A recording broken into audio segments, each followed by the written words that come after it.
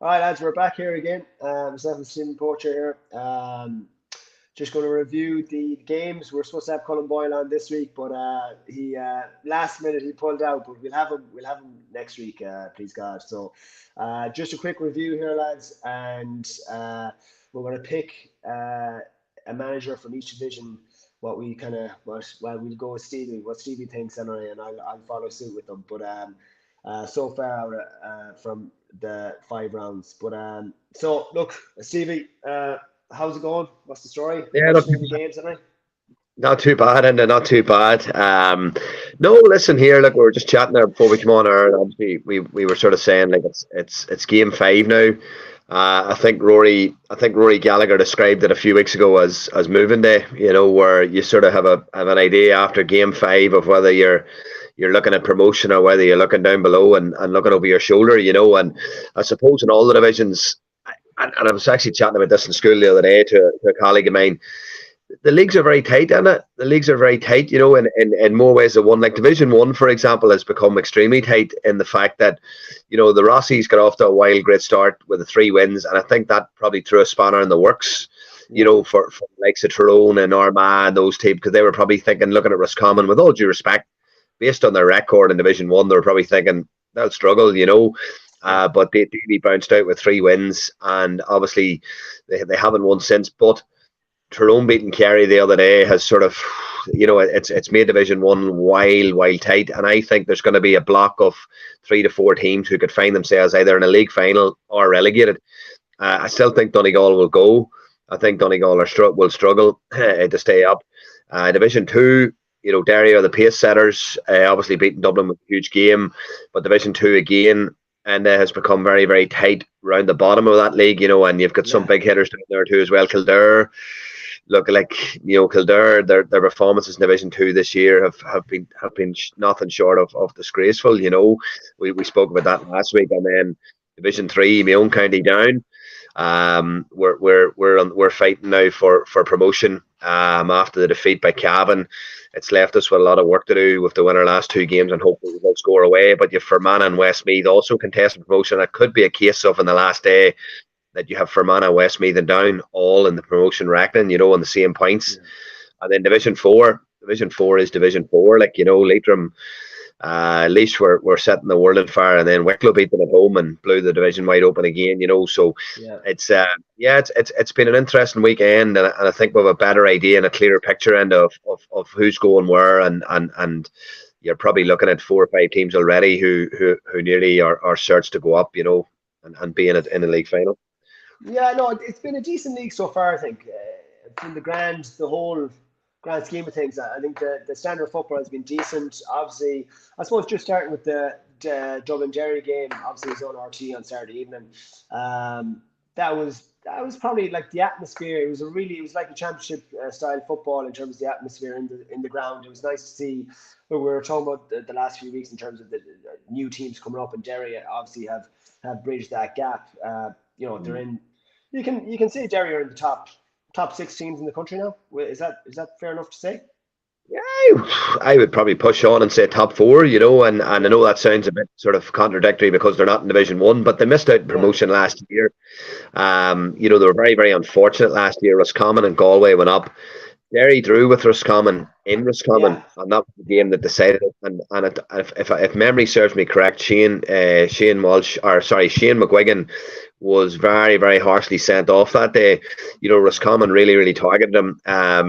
And it wouldn't be like big Anthony Cunningham to send a player out to target another player. Now I wouldn't like to say that Anthony would have done that, but they did seem as if they were targeting an individual. And to be fair to Derry, they drew 9-9 that day, and they probably should have won that game, and that would have probably got them promoted. But listen, Enda, maybe it was a good thing because maybe Division 2 this year has allowed them just to maybe sort of put layers onto what they've been doing, because they obviously had a real solid foundation last year. They won an Ulster title by beating Derry, by beating Tyrone, by beating Donegal, by beating Monaghan. They won the hardest ever Ulster title that you could possibly win by beating the 3, what you would call seeded teams in it. And then obviously getting to an All-Ireland semi-final, and obviously the wheels came off against Galway a little bit. Maybe the whole, what do you call it, the Hawkeye decision on the stroke of half time and all that disruption. There was a bit of distraction over that. Maybe that had fed into a wee bit in the second half, and Galway came out and put a real squeeze on. But I would say Derry have learned a lot of lessons from that, and it's probably something that we'll talk about later in the show. Rory Gallagher's worth as a coach and as a manager, like, is obviously worth its weight in gold for a team like Derry, because the talent's always been in Derry. It's just been harnessing that talent and sort of maybe nurturing that talent into a style and a system that suits them.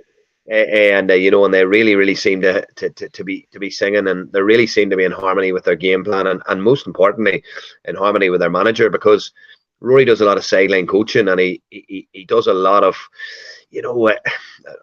with all due respect, he's very hard sometimes on his players as well, and they seem to respond to that, so he's obviously doing an awful lot right there, and his man management skills behind the scenes must be very, very good, So do you think, Stephen, just going back to the game on Saturday night, do you think, obviously the first half, to be honest, in the first half I was thinking this is the Dublin of old, they were picking Derry off, yeah. Derry looked very nervous, they just didn't look, in terms of energy levels, turnovers, they get their energy off turnovers, and they weren't getting them. So, obviously in the second half, they upped it. Rory, probably gave them a good bollocking at half time.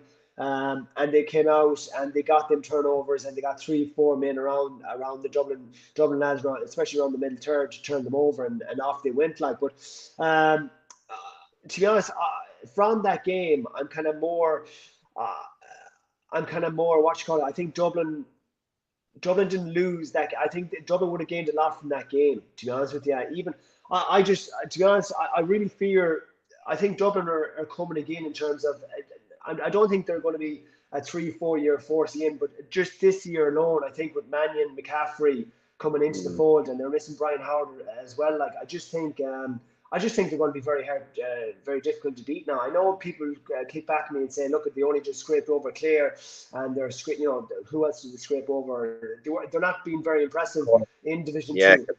But in saying that, they came up to Derry, obviously, and Derry were the pace setters, and they wanted to lay down a marker here. So, look, Derry were impressive in the second half. They showed serious will to come back and character, and it's a Rory type team, isn't it? Like, they're not going to lie down like that. But and look, at that was my view. I'm just undecided with, like, what's a successful season for Derry this year?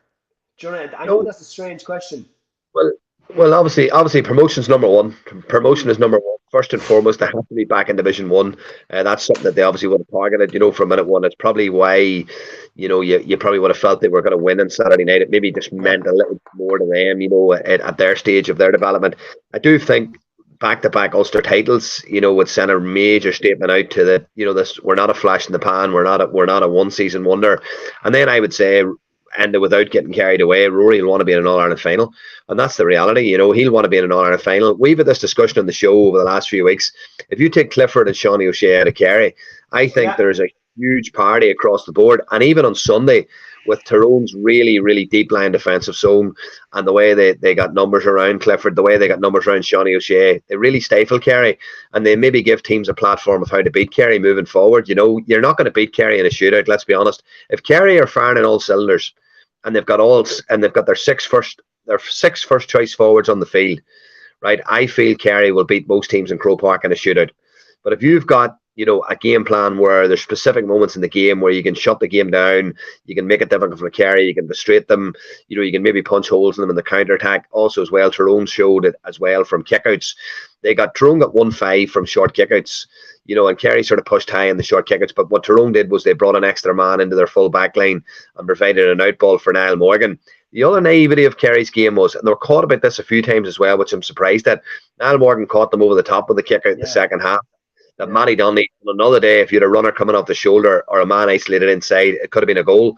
And they got a goal in the All-Ireland semi-final against them a couple of years ago, Enda, when they won the All-Ireland, the exact same thing. Morgan to Kilpatrick, and they walked it into the net with McCurry. But I'll tell you this, come back to Dublin, before I answer the Derry question, well, I did answer the Derry question, but let's go back to Dublin, what you mentioned about Dublin. I felt the first half was the best structured attack that Dublin have produced this year.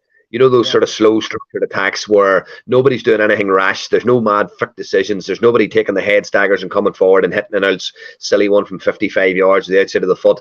They were really, really methodical in everything they done. The cuts were starting to come up again. You know, the movement patterns. See the Cormac Costello cut for the first point is Brilliant, brilliant, absolutely brilliant. But the one thing that I just probably was a wee bit disappointed in was the actual ruthlessness and the lack of ruthlessness of Kieran Kilkenny in the second half to finish that game. I just think under Jim Gavin that would have been walked to the net, you know, and I just thought to myself that wouldn't have happened. And you see the odd time Lee Gannon pops forward or someone pops forward from the back and they take a bit of a wild swing at it or they take a bit of a wild shot. You know, you would never have seen Johnny Cooper or Philly McMahon doing that under Jim Gavin's reign, you know, and I just feel they're maybe not just as disciplined and methodical under Desi, but at the same time, and like, you know, that was one of the most slickest, best coach teams we had ever seen in the history of the association. You know, that Dublin 6-in-a-row team. You know, they probably raised the bar and to impossible levels when it came to, you know, managing games. Their ability to manage a game, that particular group's ability to manage a game was on a level that I've never ever seen before and probably will never see again. You know, they could suffocate the life out of a game, or those clutch moments where they needed a score, they would find it. You know, I remember one game in particular, it was a National League game, and it probably meant not much to them, like, right, to Dublin. But Monaghan were leading by a point going into injury time, and there was 7 minutes of injury time called. And Dublin managed that last period of injury time. I think they kept the ball. The hand goes up in the air, the set play is set up, it's up the square, and they're just moving the ball around, waiting for their chance, and then bang, free kick, Dean Rock scores, or whatever it happens to be, you know, or somebody comes in the loop and kicks it open play, and there's no panic. And that first half and was small little acorns. You could see small signs of that coming back. And as you say, if that sort of residue fitness is in their heads and they understand that, you know, we've got this in the locker. And you talked about names: McCaffrey, Mannion, Fenton, Howard, Kilkenny, Rock. They're all still there, you know. And that's the thing, like, you know, these lads don't become bad players overnight, like, you know. But I would say that some of these lads like Lee Gannon and Lahif and these guys, their boys will develop throughout this league because they're maybe not getting punished as hard for mistakes as they would in Division 1, you know. So I think being in Division 2 might help this Dublin team a little bit. It might give them a bit of momentum. And looking down through, and we talked about this last week, like, I don't want to be disrespectful, but they're not really going to have much of an arse in Leinster. Like, no one's going to push them in Leinster. No one. Like, I think seen something silly the other day, like Louth, the second best team in Leinster or something like that. Somebody wrote, but like it's Leinster football for me at the minute is it's actually cringy. Like, it's cringy. You know? I suppose even with the new structure being put in place, like, yes, especially the Leinster will be a dead rubber, like, but once they get into the groups, then after that with the new structure, they will be getting that's going to favor Dublin, like, and especially with the three teams going through out of the group of 4, that's really giving the stronger teams a second chance, really. If you know yourself, if it's a group of 4 and 2 go through, you know, you lose a game and you're under serious pressure. With 3 going through, you know, that safety net is I just personally I obviously look at it, comes down to the financial thing from Croke Park. They want more games, but are we getting to a scenario here? It's nearly too many games. You know, I don't know what your opinion was. I know we're getting off topic here, but the Super 8s to me were they a success? I don't think they were, to be honest with you. No. Listen, and the bit, like, one of the most, go back to this, like, I feel as if I'm beating a drum. I feel as if I've beaten the same drum for this last 5 or 6 years. The National League is the best product we have, right? And I've said this before. I've put it on Twitter a few weeks ago that I think it was the game that I think Down played for Mana in Derry, and it was a brilliant game. It was exciting. It was end to end, right? And like, that was 2 teams playing at the similar level, right? Yeah. If you had pitched in Down to play Kerry in Tralee, we'd be beat out the gate by 20 points. Right, that's the reality at this stage, right?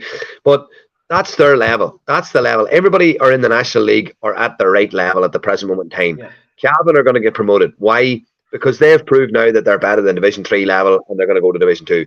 Derry are now getting promoted. Why? They've proved that they're better than Division 2 level, right? But last year they never got promoted.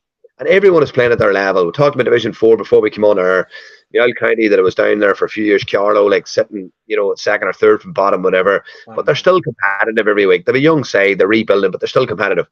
The best championship we had, I would say, in the last 6 or 7 years, the best championship we've had was the COVID championship. Why? It was a knockout championship. You had Tipperary winning Munster. You had Cavan winning Ulster. Okay, Dublin destroyed them in the semi-final. But you had a Dublin Mayo final that was reasonably entertaining. Now the lack of supporters obviously didn't help the whole thing. But the fact of the matter was, on any given day, everybody deserves a crack at somebody, right? That's fine. That's the cup competition. That's a cup competition, right? But make a decision what you're doing. If you're going to showcase the Sam Maguire and it's going to be you're going to market it as the best competition, then have it that the league placings or whatever it happens to be, seed you in a knockout type competition. But don't have a league and then another mini league in a cup competition. It doesn't make sense. Like there's no other competition. So doesn't. What would, sorry, Stephen, what would you change? What would you change from the structure? So I would actually make the divisions. It's just a random thought off the top of my head. Like I'll maybe text Jarlath Burns later on, tell Jarlath that's the first thing he needs to do as president of the GAA. Like is follow my idea here in the leagues. But I'd maybe even make it 3 divisions or something like that. And I don't know, right? Or even have maybe an extra team or 2 in each division, right? But you're getting a much more games. But you're getting games every week. This is another thing actually that I want to speak about. Why is there a 2-week break in the National League? I don't understand that. 2-week breaks. I don't understand that. Supporters and players want to see it. And I chatted to Marnie Clark about this once, and we said talking about Australian rules and the Aussie rule system and the AFL system, where you have the league stands games, 15 league games in a row, whatever happens to be, and then you have your playoffs, something along those lines. Like, and the thing is, and this is the thing, the best players every week. Like, so for example, if you're following Roscommon, if you're a young player, if you're a young Roscommon fan, you want to be watching Enda Smith every week. If you're a young Mayo fan, you want to be watching Killian O'Connor and Aidan O'Shea every week.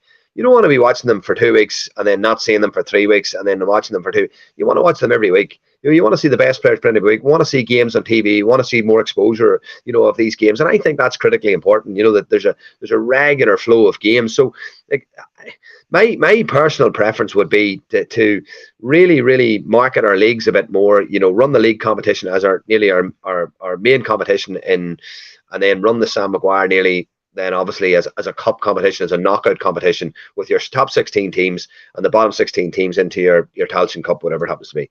But to have groups, see the groups in the Tailteann Cup. All these counties are doing now, just seeing more of the same old shite to see every week. Carlow's going to end up playing fucking Wicklow and Leitrim and all this nonsense, and they're just sick of the sight of each other. And you'll find the Tailteann Cup this year it'll actually disintegrate a wee bit, I think, this year with the group format. I haven't really looked into the finer details of it, Enda, right? I'm not going to lie to you, I haven't, because I'm not involved at the intercounty football level this year, so I haven't gone into detail on the whole fine details of it. But for me, the Tailteann Cup will definitely take a bit of a fall in this year. Like if you're a Carlow supporter, for example, and I'm only using this, but I'm not derogatory people in Division 4, but if you're a Carlow supporter and you've watched them again Wicklow and you've finished the mid-table Division 4, the last thing you want to do is go back out now and travel over to Leitrim and watch them in Leitrim in a Tailteann Cup match. It's no good. Like, it's of no interest. Like, but if it was a knockout draw and they're at home to, for talk's sake, Westmeath, or home to I don't know, somebody from even Kildare who might end up in the Tailteann Cup, but maybe imagine a home drawing is going to place be bouncing, place be hopping, something different, something new, knockout competition, one-off opportunity here to take a big scalp, and I think that would just bring a bit more fucking probably energy to the games. I'm telling you this now, I'm going to predict this. I think a lot of these games will end up in front of poor crowds, playing from damn squibs and no interest, and that's the way I think it's going to go. Well, I think Kildare will definitely be in the Tailteann Cup, to be honest with you, unless they get to a provincial final. Unless you get like Leitrim, for instance. Now, they're a good example this year. They could actually get into Sam Maguire if they could get into a provincial final, which is not beyond the realms of possibility here. It's either themselves or Sligo, and I'm not sure. The likes of Sligo and Leitrim, they probably want to. Kildare would probably see themselves above the Tailteann Cup. It would be, obviously a county of their tradition over the last, whatever number of years. Like, but like you're talking like the likes of Meath. Meath are dangerously close. They'll be in the Tailteann Cup. There's a lot of teams with huge heritage which are going to be in the Champion Cup. But I think, look, I agree to you. I agree with you in terms of. I just think more games isn't always the way to go in terms of. I just can't understand. I know. Look, a change isn't going to happen overnight in terms of you know yourself with the provincials. They're never going to get rid of them. I don't disagree with that. I think they do serve a purpose. Getting rid of the Ulster Championship, especially, or even Connacht. But yeah, Connacht and Ulster, we're probably biased here, CB. But like Leinster and Munster at this stage, they're dead rubber. Like they're not. They are. That's the problem with the provincials. Ulster, they'll always want to retain that provincial. Like Yes. you look at the scenes, you look at the scenes last year, Clonus for Derry. Like there were special scenes, and like take my own county for example, hasn't won an Ulster title since 1984. Like if Down were to win an Ulster, for the first time in 30 years, like there'd be joyous scenes. Like there'd be it would be ridiculous. Like so like Ulster is still a special competition in my opinion. That's not me with the whole Ulster. I agree with you. And Connacht, to be fair, still has a relative competitiveness, like because you have Galway, Roscommon, and Mayo, right? And because it's probably such a small province as well, there is the chance that if the three are on the same side of the draw, that a Leitrim or a Sligo can get to the final like this year, which is massive for those counties too, But I know it sounds alright, but I would love to see it just for 1 year, just for something novel, right? Because we have a fantastic product, right? And we've got the perfect. There's competitions in the world would love to have 32 teams, like, right? We have the perfect number of teams, right? For 1 year and 1 year only, have your leagues, right? And then Sam Maguire, 32 counties, into a hat, FA Cup style, home and away. First team out, Dublin, home to Kerry, first round. What manic stuff, where there's one of the big guns gone, all of a sudden. Like why not try something different just for 1 year? Like, what difference is it going to make? Like for one season, just try something different, one-off competition. First draw out, say for example, Tyrone at home to Kerry. Imagine the atmosphere in Healy Park in that game. First round of Sam Maguire, losers gone. But what about provincials in those cities? What are you going to do with the provincials there? Well, the provincials for me have been diluted anyway this year because with the way the provincials have been structured this year, I think they're being quite diluted, and I think what's going to happen anyway and is they're naturally going to phase away. I know that the traditionalists will not like me saying that, and look, regardless, it doesn't really matter what we say in this podcast, and it's not going to change things, but. For me, the provincials will naturally dilute anyway, and they will disappear. I personally think they will, or they'll become a pre-season competition or something along those lines. So at the minute, like they're being squeezed in a week after the National League this year, which isn't like it doesn't make sense. Like so, but look, you could simply run the provincials. You could simply run the provincials as a pre-season competition, Enda. You could run them a pre-season competition before the National League. You could hit your leagues, your 7 games, league finals, and then straight into your Sam Maguire knockout. Imagine the middle of the summer. Like so many ties that you could just picture. Like the ball's coming out, and you just go, and that's a humdinger, that's a humdinger. And then what you might find is that a county like a Cavan, for example, could find themselves, taking a big scalp on the first day and maybe getting the winners of Sligo and Leitrim, and all of a sudden now they're sitting in a quarter final. You know what? Those wee things, like it's. I just think it would be hugely exciting to see that as a one-off. Just a one-off. Just try it for 1 year. 32 teams into a hat, home and away, knockout. And you still have your leagues, and you still have your provincials, you still have the whole lot. Get Charlie Burns in the. Well, let's be honest, right? Let's be honest. See the current format. I don't care what anyone says. See the current format, and you can be as diluted as all you want. And I'm not being disrespectful to Cork or Roscommon or any of these counties. There's only 2 or 3 teams can win it anyway. In the current format, there's only 2 or 3 teams can win the Sam Maguire. That's the bottom line. It doesn't matter. You can pump all the money in the world you want into your county. You will not win it. That's the stark reality of it at the minute. I'd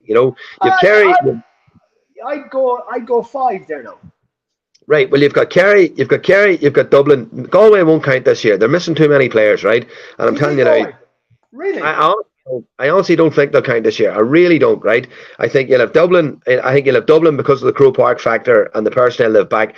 You'll have Kerry and you'll have Mayo, right? I don't think Tyrone will count. And I think when the push comes to the shove, I think Derry squad's too thin.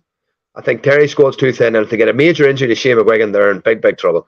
And that's where I think there's 3 to 4 counties max Enda that's going to win it. But if you were to throw all 32 in a hat, anybody could end up. Like, you could have somebody could, you know yourself how a cup competition works. You know, Gary, not carry it in the first place. Especially the home venues, especially the home and away venues. Imagine Tyrone, like, take for example Sunday, Tyrone draw Kerry at home, Healy Park packed, Tyrone win by a point, Kerry's out of the Sam Maguire. The next round, Tyrone go to the Athletic Grounds and Armagh knock Tyrone out. It's mad, like, you know, but it would just create a whole. I just think it would just add a wild bit of excitement for one season. Try it for one season. I'm telling you, I think it'd be a fantastic competition, but brilliant, but and semi-finals neutral, and the only game that's played in Croke Park is the All Ireland final. You imagine.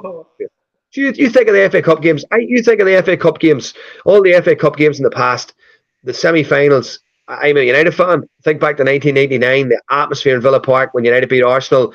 The semi-finals used to be at Main Road, and then all of a sudden they started taking the semi-finals to Wembley. It's soulless. Getting to Wembley then doesn't mean anything. Doesn't mean anything. You know. We've got, hold on, Sam McGowan here. I agree the league, especially Division 1 teams, going to be going toe-to-toe is something to look forward to. I agree with the league, especially Division 2. I agree, interesting. Jack agrees with you, Stevie. And look at what does it always come down to? Come on. What does it always come down to? Spondoolies, money. And money. And that's the bottom line. And it comes down to money, and it doesn't really matter. And but for me, what is the point in having a match in an empty Croke Park? It's soulless, like, it doesn't, you know. Yeah. I agree with you there, like, but yeah, look, it'll be interesting. They're chopping and changing now the Super 8s. This is another kind of version of the Super 8s, I suppose. But they're. I think you're right, Steve. I think the provincial will be phased out eventually. Did somebody call it in the media? Somebody call it in the media the Super 16s or something. Like, what in the name of God? Like, no, I'd seen something like that in one of the papers. Like, and I was going, like, what? Madness. I know. But look, get back to the league format. We're talking off here. We're going through the divisions here. We'll pick a manager. We'll say the informed manager from each division. What's your take? We'll start obviously Division 1 first. What's out of the teams? Who's impressed you the most in terms of a lot of new managers there? Right, I'm going to throw something at you. Right, for Division 1, obviously your old buddy Davy, right, is a leading candidate, and hats off to him. I thought he would have struggled, right, and I'll be honest, I thought he would have struggled because I thought Roscommon didn't have enough to do well in Division 1, right? They're a great group of lads. Davy's a very, very young manager getting in there, and you have to set your stall out very, very early. You have to be a salesman very early, sell your idea, and you can see a bit of a buy-in. You know, you see the players really, really playing now. I think the fact that there's been crowds back in Hyde Park have massively helped them as well from an energy perspective as well. A lot of young players have come in this year to Kildare, Keith Doyle and Ben O'Carroll and Dara Craig, and the young lad in goals, and that has obviously helped as well. Obviously, McStay is the standout one, right? But for me, I think it's more than McStay. What's going on there? I think he's got a really illustrious backroom team there with Rochford and Buckley, and you know, there's that many there. There's that many there that you'd be asking serious questions if they weren't winning bloody games. You know, you'd be asking serious questions, like, you know. I'd love to know who's paying them off, but anyway, go on. Well, that's it. Well, I'll hear. I got in trouble for cracking a joke one day with that, but sure, I'll not mention it. Like, but a few of the men in that backroom team reckon they're doing it just for 35p a mile. I think one of them said to me, but well, I can guarantee you that's 35p a mile, but 35p a mile, but he's traveling through Kazakhstan on the way back to Mayo. but on a serious note, I have to give it to Davy. I would have to give Division 1, you know, manager so far to Davy, just on the basis being that he's got in there very, very young into a team who hadn't won in Division 1 in about 4 or 5 times. You know, I think they've only 2 wins in Division 1 in their 4 visits there. You know, so you know, hats off to him. He's got his 3 wins, and I think. I'm not trying to jinx it here, but I think they're safe. I think they're safe because I don't think results can go.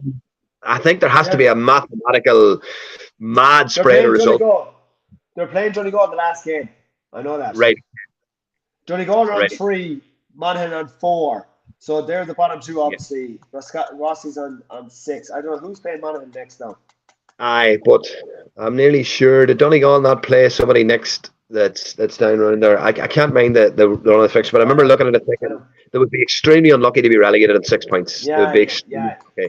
Yeah. You know, Yeah. and their score difference isn't bad. And I'll tell you, Enda, even despite the fact they went 7 down, I would say an older Roscommon would have lost that game by maybe 10, 11 points. Yeah. Do you know what I mean? Yeah. You know, and they threw a bit of fight, a bit of spirit, and got it back to within a kick of the ball, and could have won it, Enda.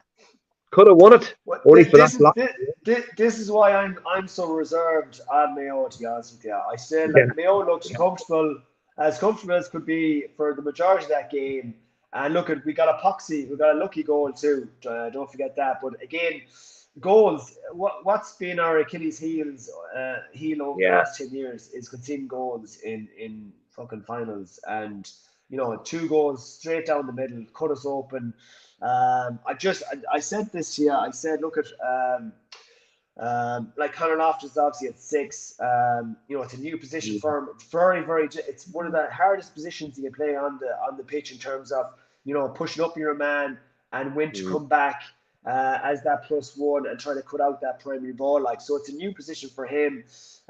So that's that's what I'm fearful of. I just look at, and don't get me wrong here. They obviously Roscommon got the goal, Cox got the goal, and Mayo got the next kick out. But it was one of my other worries as well was it wasn't kind of a structured kick out in terms of yourself as we'd have go-to plays. If we need a kick out, there's a go-to play you go to, and Mayo basically just lumped it out and they got a break.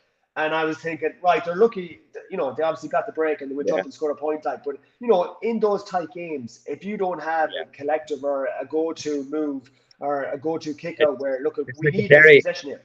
It's like the Derry winning. It's like the Derry winning score on Saturday night. It was a set play. Yeah. Yeah.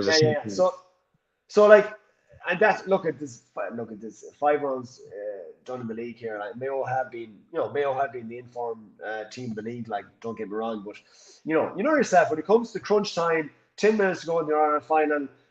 People need to know exactly what they're doing as a collective, and that's, in my opinion, and I've been part of it. That's what's let us down in the last 10 it's years. interesting. I seen a tweet from somebody. I don't know who it was, but it was like that was the most Mayo. That was the most Mayo of Mayo finishes to a game of football I've ever seen. Someone had tweeted, and it just. There's something fucking just manic about them. Like, I don't know what it is. Like, if you were there, you know what I'm talking about. Like, it just seems to be one of those. I think, Enda, there's a beauty about it as well. There's I don't want to say innocence is probably the wrong word, but there is a natural freedom to probably the way they play, and they're not, really, really rigid defensively. Now, saying that, I know, Stevie, but I'm sorry to cut across. I kick back into there and say. I like if I was a player now at this stage and people are saying there's a beauty about that, I'd be taking that as a fucking insult at this stage. I'd be like, honest to God. And people say about chaos. I take that as a fucking insult as well, because that means what? That means we don't, we actually don't know what we're doing here as a collective, is it? That's what I take it as. They've probably got the most rigid of game plans in place. But hey, but saying that, I was going to say it before you said that.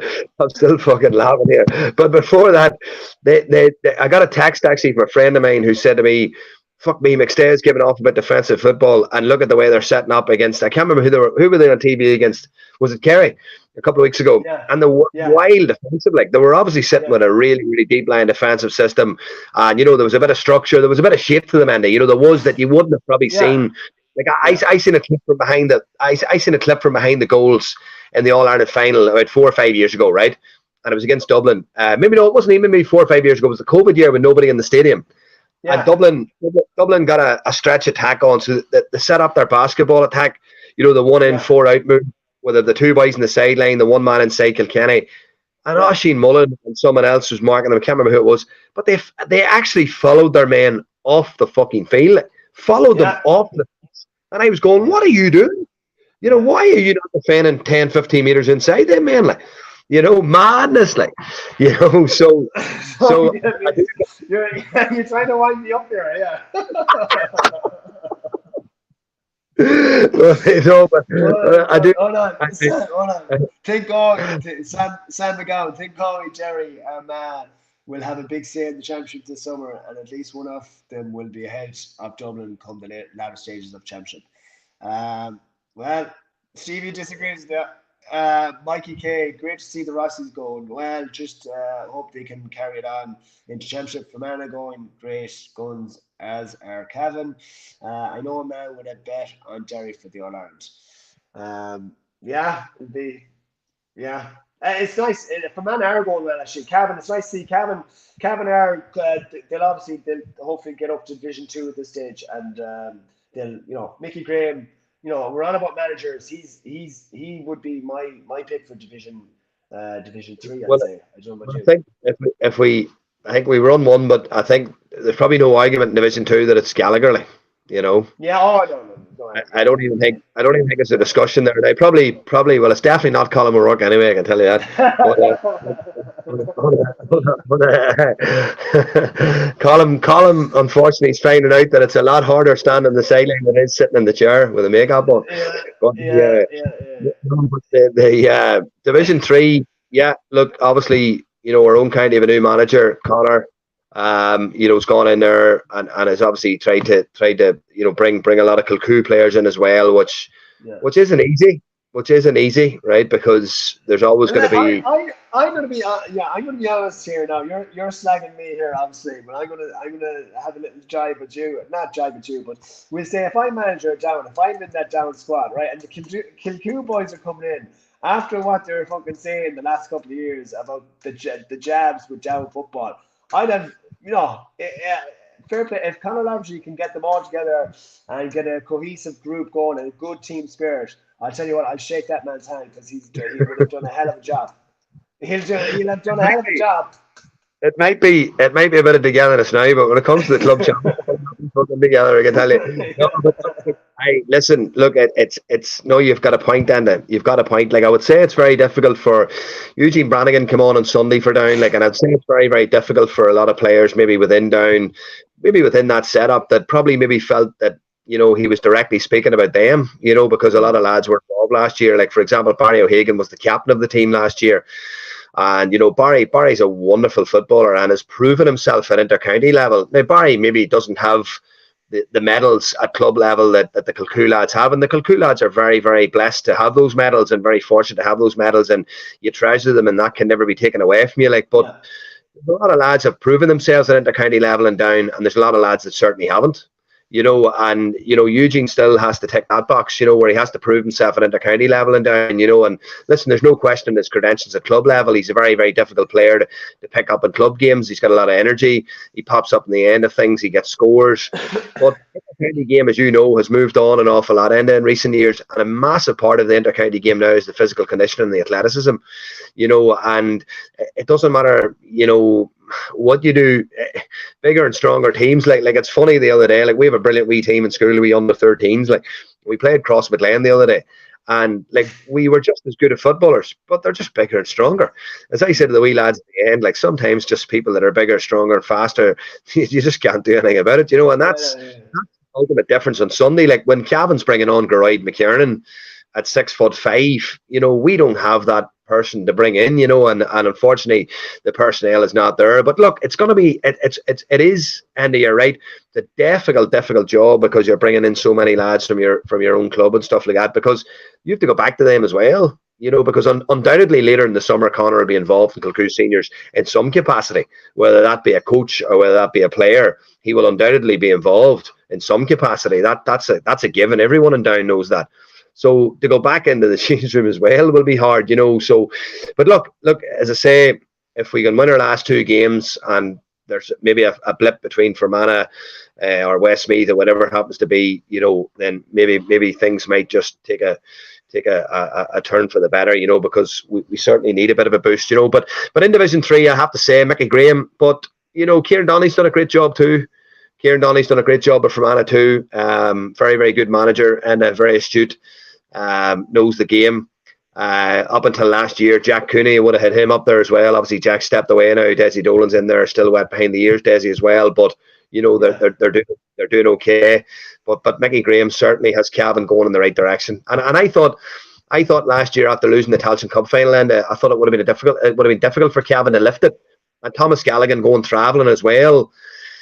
I thought that would have been a big blow, but no. But he's done really well. Paddy Lynch is a great performer. He destroyed down on Sunday. Absolutely destroyed them. What do you call them? Paddy Faulkner, a lot of experience there as well. Dara McVitie, Gillian Clark, with a lot of experience. And I was chatting actually a fella today down the street actually, and I was saying about Cavan, and he said to me about Cavan, and I actually remember 13 years ago, and coaching down under 21s, and we went to Breffni Park. And at the end of the game, I was just going on the field to shake a few of the lads' hands, and McKernan was playing. McKernan was playing. I'm 6'2", and I was looking at this man. Oh, Jesus Christ, the size. He looked like he was just, a full head and shoulders above me. And I was thinking, that is just an animal. But they had won, and this is the thing, Peter Donnelly deserves a lot of credit for this. Peter Donnelly was in there doing their S&C. I know Andre Quinn's in now doing it. Andre Quinn is ironically a down man.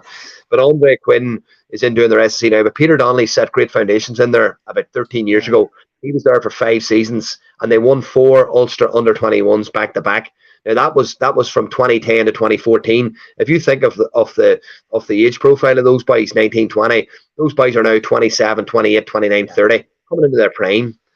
So this is Cavan's time now, and for me, they are out of 3. They're promoted now, so they're promoted now, and now what the goal for Cavan will be, obviously, if they find themselves in the Sam Maguire, their goal will obviously be to beat Armagh first and foremost in the Ulster Championship, and they'll fancy their chances.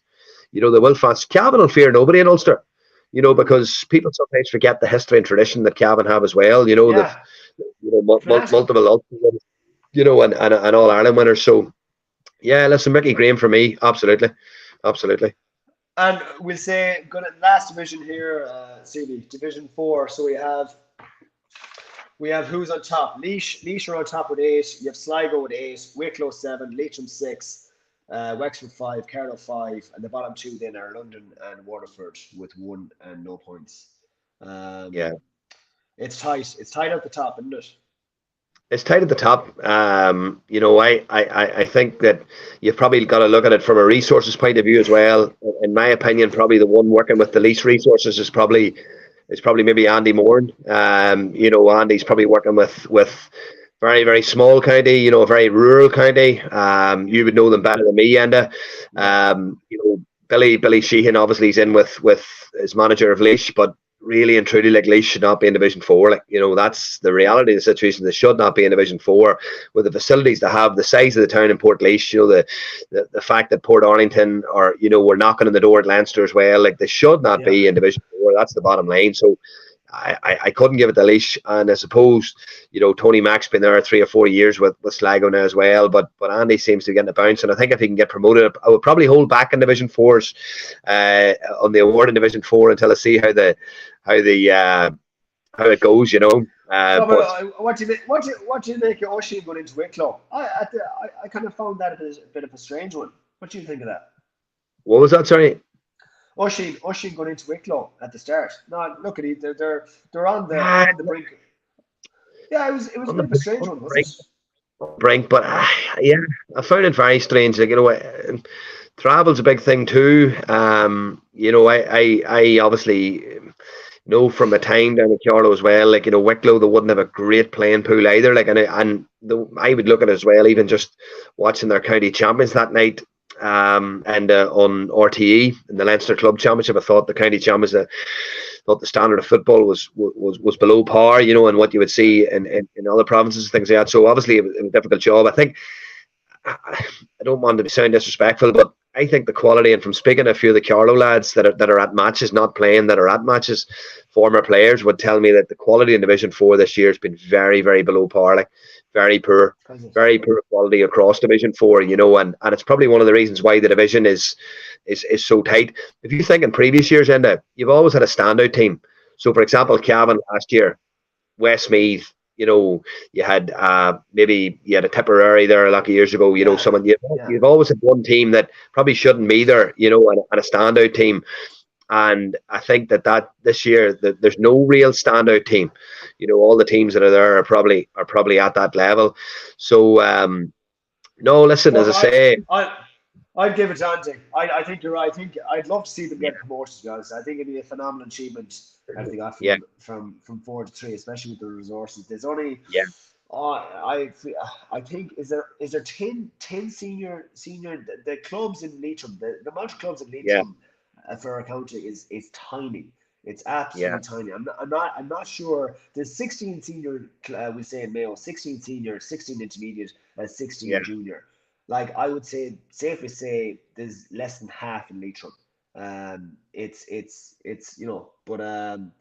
but yeah, mm, just talking to one of the coaches in there, Luke Bree. He's in there with Andy, and he just, I think I said this to you before.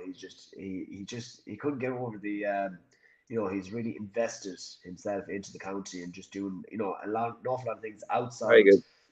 outside of the kind of county scene as well, like in terms of helping, trying to fundraise and trying to promote the game, and even coaching clinics in terms of their underage as well, like, Yeah, which is, yeah, you don't have to do that, like. So mm, it's obviously, look at its year two, like, hopefully, yeah, look, I'd like to see it for him. In fairness, he puts an awful lot of. I'm not saying the other lads don't as well, but obviously from a personal point of view, I've known him for a long time, so I know what he's like. So yeah, it'd be nice to see.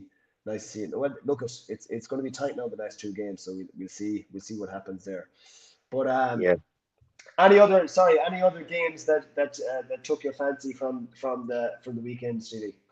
Any other games stand out for Well, Donegal Armagh on Saturday night. It was a war of attrition, like, I suppose, you? and Yeah, probably a couple of Donegal, I would say, probably, defensively over the last few games have probably improved a wee bit. And they conceded 1-9 against Galway. They only conceded 0-12 against Armagh, albeit they didn't win either game. But I think they'll be pleased with getting a wee bit of stubbornness back in their game. I think that's what Donegal's missing. That just that wee bit of stubbornness and grind and graft that they've been, so well renowned for. I think what's going to probably fall short for Donegal is the fact that Murphy's gone, McBurdy's now gone, and that scoring threat. I think Ryan McHugh's still injured, if I'm right. I think Ryan yeah, McHugh's still injured, and he's a big string puller for them from an offensive point of view as well. And so I think they're going to fall back. But Armagh are ticking along. Like, it was a big win for them. It was a big win for them. They probably haven't set the world on fire. They started last year off, really, really well. But Do you think?